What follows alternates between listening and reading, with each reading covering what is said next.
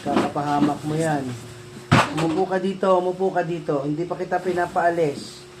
Bakit absuelto na? Baka absuelto ka na ba? Umupo ka dyan. Umupo ka dyan. Kinakausap ka pa namin. Hindi pa nga nagsasalita nanay mo.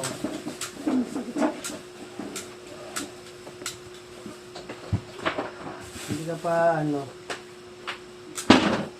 hindi ka pa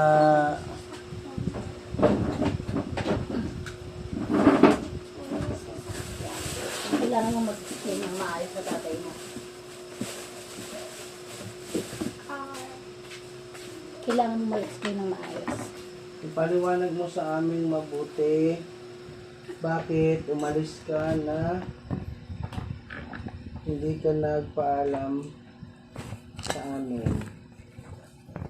Ulitin ko ha. Ulitin ko.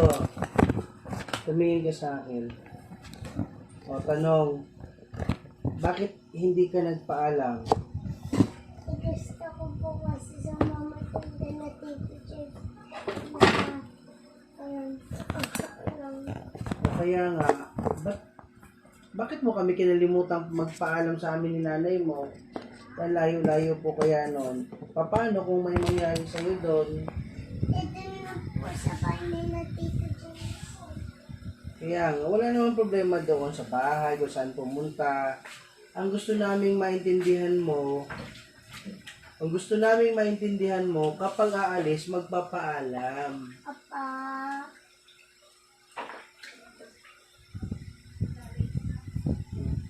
What will you say?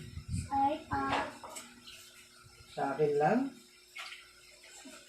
What will you say? Ayusin mo, magsabi ka ng buo. Sorry po, tatay po. Sorry, nanay po. Hindi ko kasi nasa isip mo kasi pinagpaan. Kalayo na. Ba't nga daw ba hindi ka nakapagpaalam? Ay, uwi ka na talaga. Sige, akala ko dito matutulog si ate mo eh. Ayun no. Nantayin ka lang po. Sige. Bye-bye. Bye-bye See po. you. Sige, magpahatid kayo. God bless. Gagamitin ng motor? Yung ano po kailangan po yung Sige, thank you. Ay, nak, thank you ah. po. Thank you. Bye, Liz. Sorry din. Bye-bye, ate. Bye-bye. Thank you See on so much. Sunday. Bukas na Links lang uli. Wednesday, ah. Papa, pupunta po ako.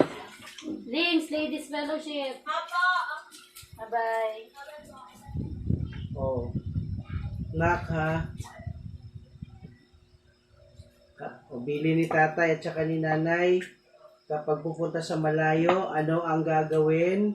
Magpaalam. Di ko kita narinig. Anong gagawin? Alam po. Okay, magpaalam. Kanino ka magpapaalam? Tatay, nanay po.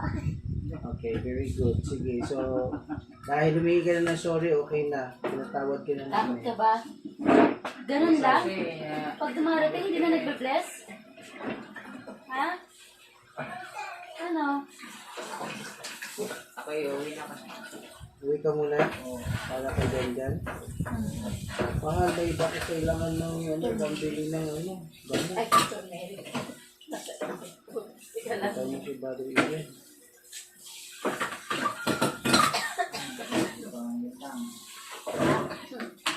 Panalangin lang. Wait lang. Kasi nung sa Negros ako, Pastor,